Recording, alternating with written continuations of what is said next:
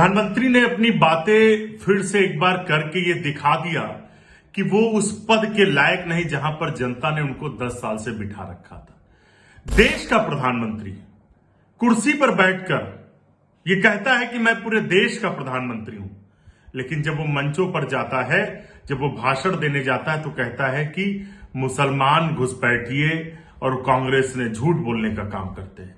जीवन के सपनों से जुड़ा हुआ है, तुम उसे छीनने की बात कर रहे हो अपने मैनिफेस्टो में।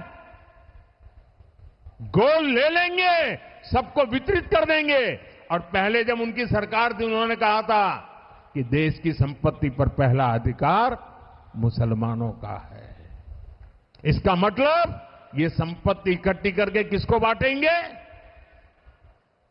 जिनके ज्यादा बच्चे हैं उनको बांटेंगे। घुसपैठियों को बांटेंगे। क्या आपकी मेहनत की कमाई का पैसा घुसपैठियों को दिया जाएगा?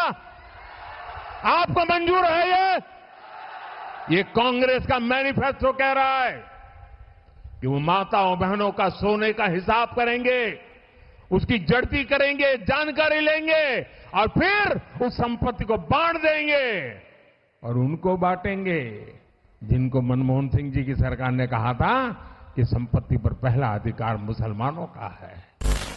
प्रधानमंत्री जी, इस देश के संसाधनों पर हम फिर से कह रहे हैं, सबसे पहला हक दलितों का है, पिछड़ों का है, शोषितों का है, अल्पसंख्यकों का है। और अल्पसंख्यकों में भी सिख भी अल्पसंख्यक हैं। आप सिर्फ मुसलमान करके ध्रुवीकरण करना चाहते हैं। आप सिर्फ और सिर्फ उन संसाधनों को बेचने का काम कर रहे हैं, सिर्फ अपने उद्योगपति मित्रों को। क्या जनता के पैसे को उद्योगपति मित्रों को बेचा जाना चाहिए? प्रधानमंत्री जी, कम से कम बोलने से पहले देख तो लिया होता। हार के डर में हताशा ठीक है, हताश होता है हर कोई, लेकिन इतना गिरना उचित नहीं है। चुनाव आते जाते रहेंगे, लेकिन ये देश और समाज बना रहेगा, इससे इस देश की ताकत बनी रहेगी। आप जाते जाते भी इस समाज को चोट पहुंचाना चाहते हैं, ध्रुवीकरण करना चाहते हैं, क्योंकि 10 साल में आपके पास बताने को कुछ भी नहीं है।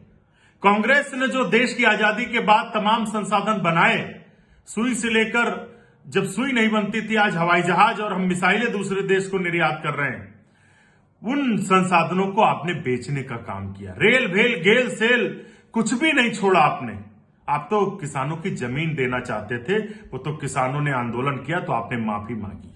देश आपको देख रहा है, जनता आपको देख रही है। आने वाले समय में जनता आपको इन्हीं सब बातों का सबक सिखाने जा रही, क्योंकि 10 साल में आपने जनता के लिए कुछ नहीं किया। अगले 5 साल के मैनिफेस्टो में भी आपके पास कुछ नहीं।